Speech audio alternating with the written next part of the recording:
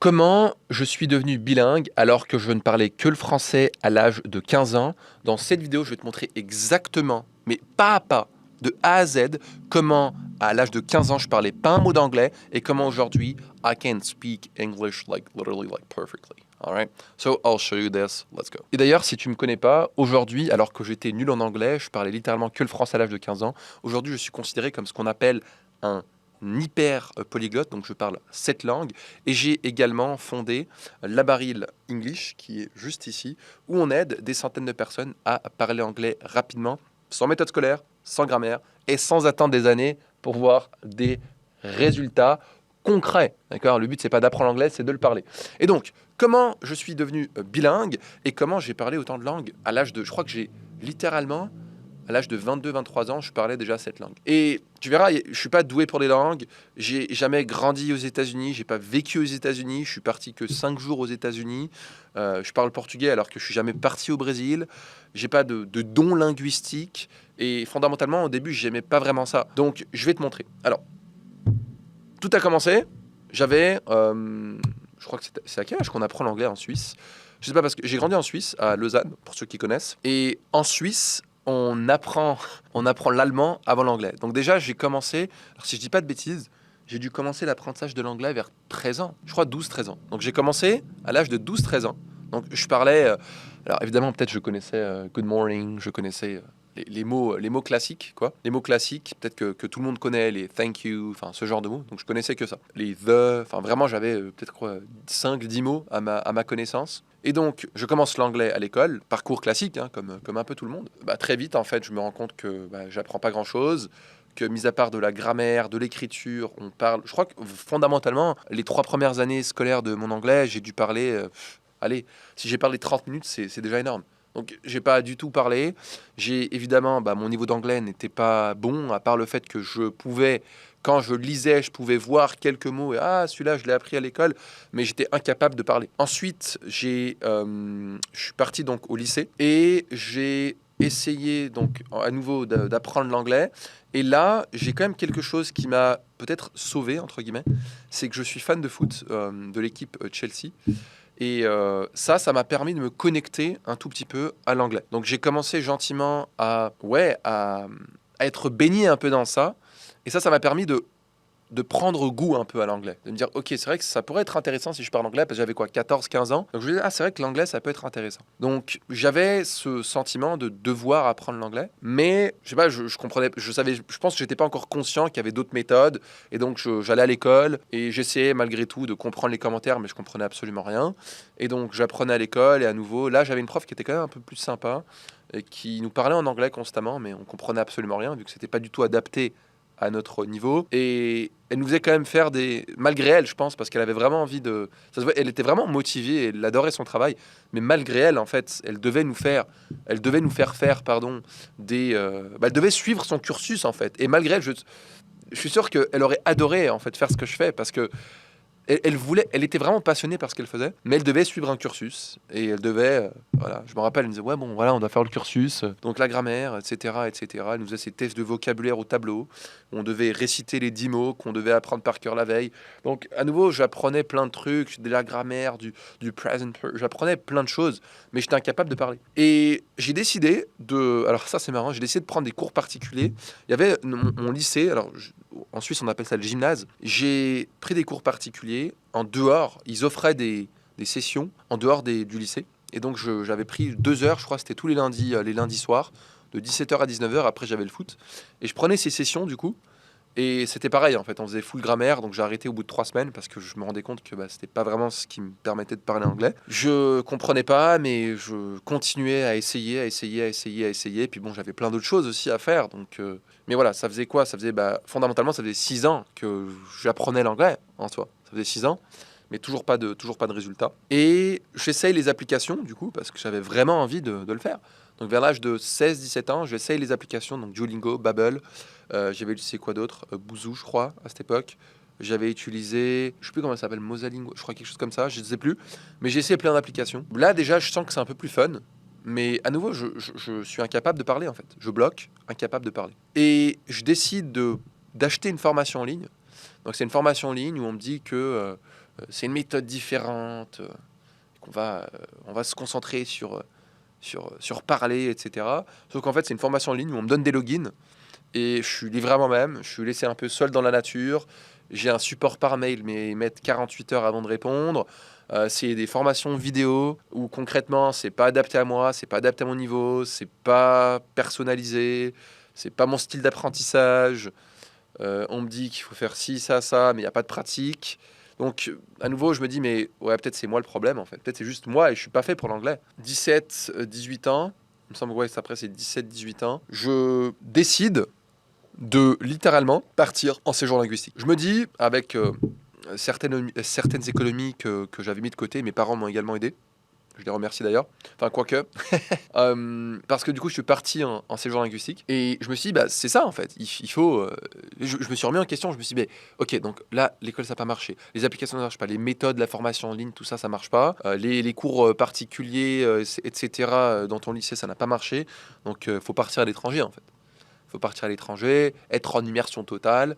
Et donc, je pars en immersion. Je pars à Londres, du coup, pendant plus de 6 semaines. Et ce qui est fou, c'est que, à nouveau, en fait, c'est juste en fait le même modèle, sauf que tu es à l'étranger.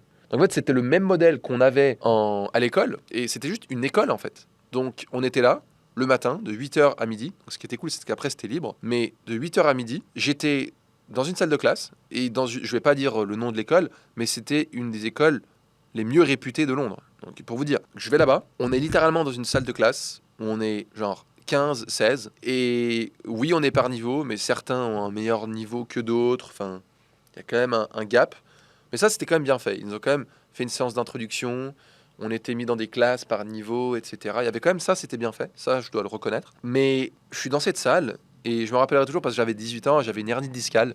Donc déjà, j'étais sur une chaise comme ça, justement, où on n'avait pas de table, on n'avait même pas de table. En fait, on avait je sais plus comment ça s'appelle, mais les trucs qu'on retourne là, et on devait écrire là-dessus. Et moi, je devais me pencher comme ça, et 4 heures.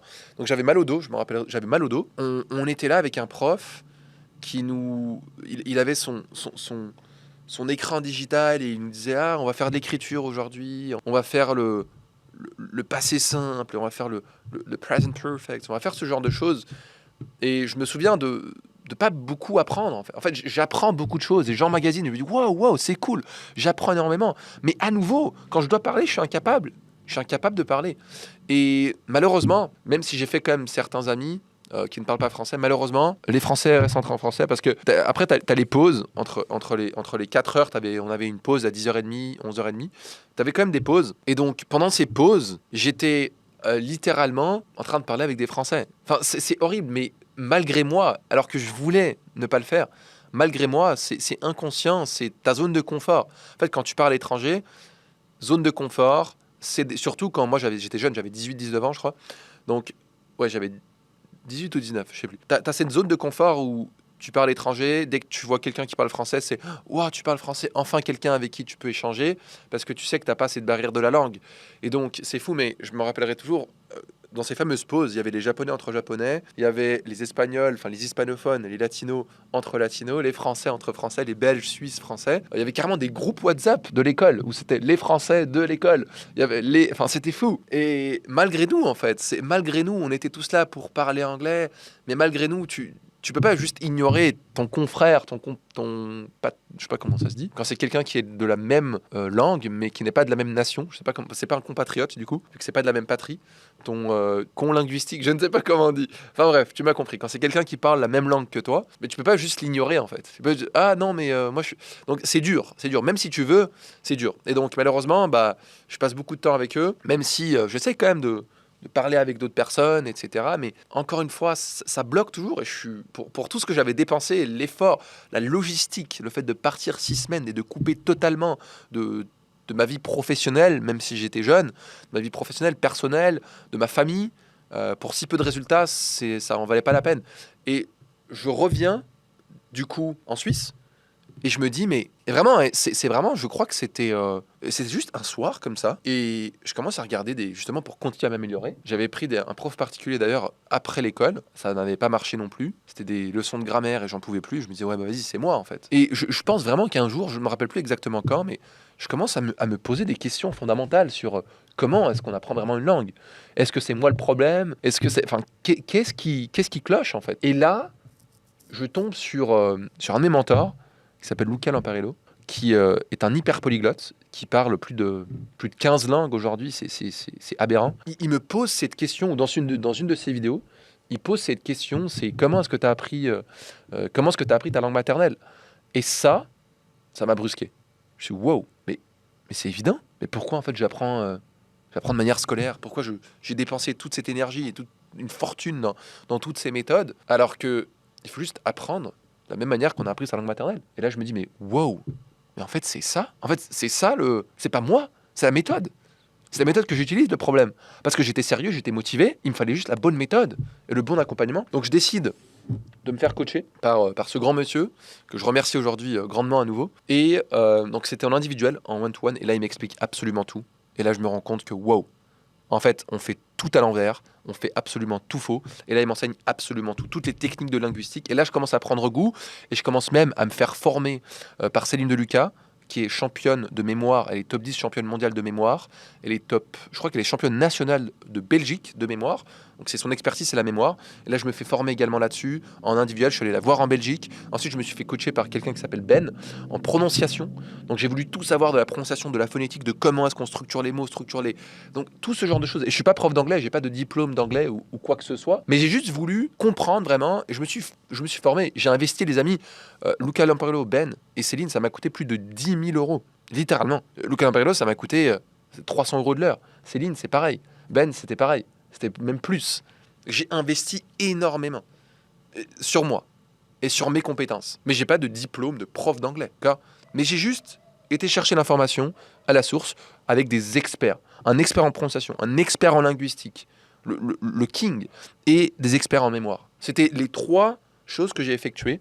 Et là, vraiment, ils m'ont dit des choses mais que je n'avais jamais vues auparavant. Des techniques d'apprentissage, des techniques de mémoire, des techniques de prononciation, de comment, en fait, juste on peut. Et juste le fait de les voir, le faire, et devant moi, de m'expliquer, pas à pas, de manière individuelle, c'est ça qui a tout changé pour moi.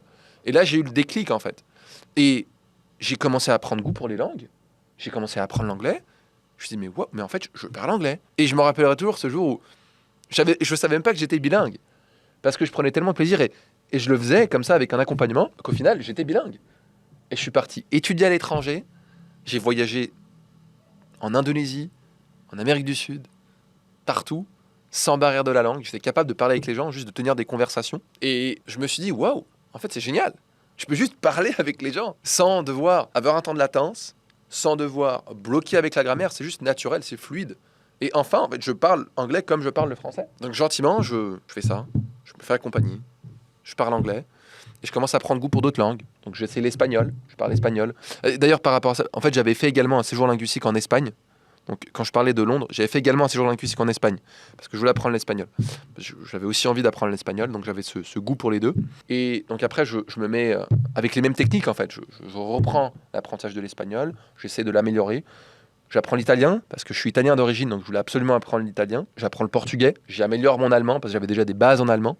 Et donc, j'apprends tout ça avec les mêmes techniques. Et je commence à aimer les langues. Je commence à aimer les langues. Et c'est littéralement ça que j'ai fait pour parler anglais et parler plusieurs langues. J'ai tout essayé et j'ai eu ce déclic.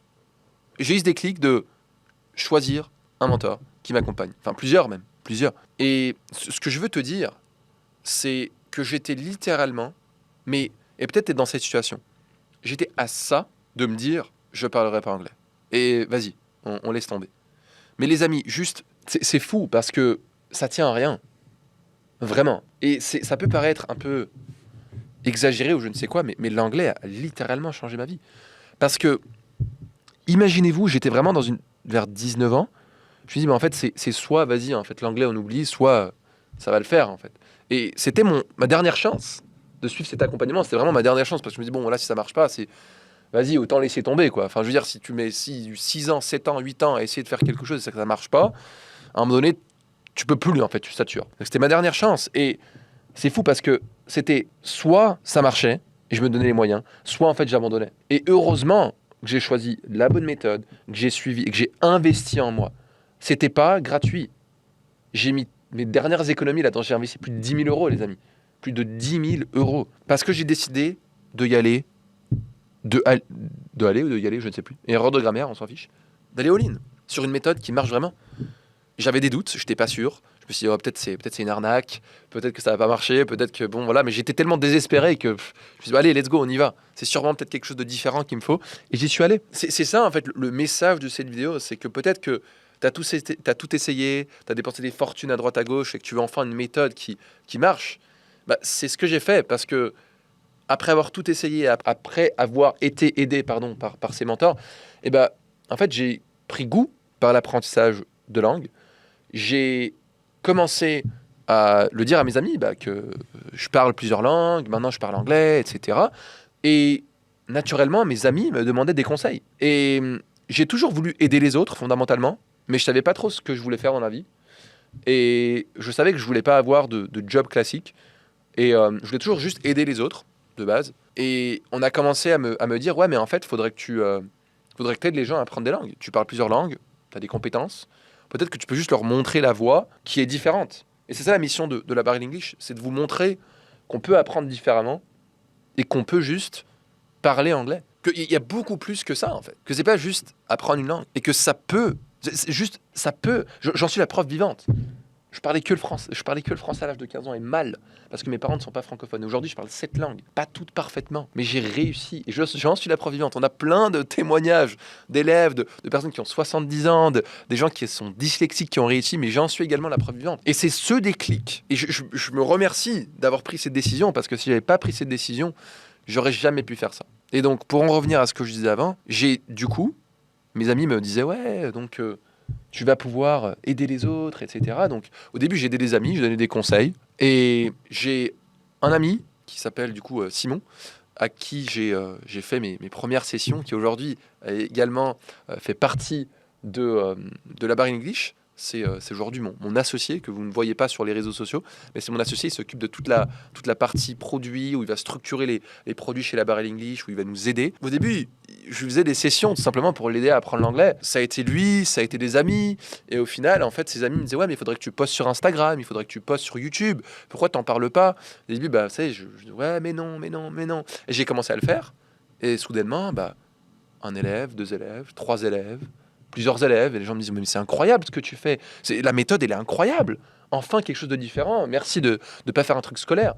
Je me dis, ok, il y a peut-être quelque chose, et donc là, je commence à avoir plusieurs élèves, on me recommande de partout, je commence à ouvrir la chaîne YouTube, je commence à ouvrir le compte Facebook, le compte Instagram, tout ce genre de choses, et au fur et à mesure, ça se développe, je commence même à prendre goût pour l'écriture, donc j'ai essayé d'écrire un livre sur l'apprentissage de langue, et on a fait nos premières immersions. Et aujourd'hui, on a toute une école avec des élèves qui constamment apprennent l'anglais sans méthode scolaire, sans passer par la grammaire et sans attendre des années pour voir des résultats. Tout ça parce que j'ai eu ce déclic. Et tout ça parce que j'ai choisi de prendre la décision d'investir sur moi. Fondamentalement, c'est ça. Parce que si j'avais continué avec des applications gratuites, parce que si j'avais continué avec des choses qui ne marchent pas, avec parce que mon cerveau me dit ouais mais en fait c'est trop cher ou non, j'ai tout investi. Alors je te demande pas de tout investir sur toi et de brûler toutes tes... c'est pas ça mon message, mais c'est de te dire ok, j'ai envie de trouver la bonne méthode, de me faire accompagner par les bonnes personnes et par des gens qui sont passés par là. Et c'est ça concrètement, fondamentalement, ce que je te souhaite, c'est juste de trouver une bonne méthode avec des gens qui sont passés par là et des gens qui prennent soin de toi, en fait, qui adaptent tout par rapport à ta situation. C'est ce qui a été le cas pour moi. Luca, il a tout adapté par rapport à ma situation. Ben, il a tout adapté par rapport à ma situation. Il m'a fait comprendre que c'était pas moi le problème, que c'était la méthode, que c'était le style d'apprentissage, que c'était pas adapté à moi. Et chaque élève, chaque personne est unique. Et toi aussi, tu es unique. Donc, si tu veux en savoir plus, et la personne qui va s'occuper de monter cette vidéo, va soit te faire voir une vidéo ici où je t'explique absolument tout de A à Z, de manière concrète. Je te montre le plan étape par étape que tu peux respecter pour parler anglais le plus rapidement possible, sans méthode scolaire, sans la grammaire, sans attendre des années pour voir des résultats. La méthode qui m'a permis de parler cette langue à l'âge de 22-23 ans, la méthode qui a permis à plus de centaines de personnes de parler anglais rapidement, même des personnes qui ont 70 ans, des dyslexiques, des gens qui n'ont pas le temps, eh bien la vidéo sera quelque part ici ou alors le lien en description. Et si tu veux parler anglais avec nous, si tu veux travailler avec nous, eh bien, ce que je t'invite à faire, c'est de réserver un appel avec moi ou un conseiller de mes équipes où on pourra analyser ta situation, quels sont tes objectifs, quel est le vocabulaire dont tu as besoin, quelles sont tes problématiques, ton niveau, et on te donnera un plan d'action personnalisé pour voir si et comment on peut t'aider à travailler ensemble. Le lien est en description et nous on se dit à la prochaine vidéo. Like, commente, bye bye.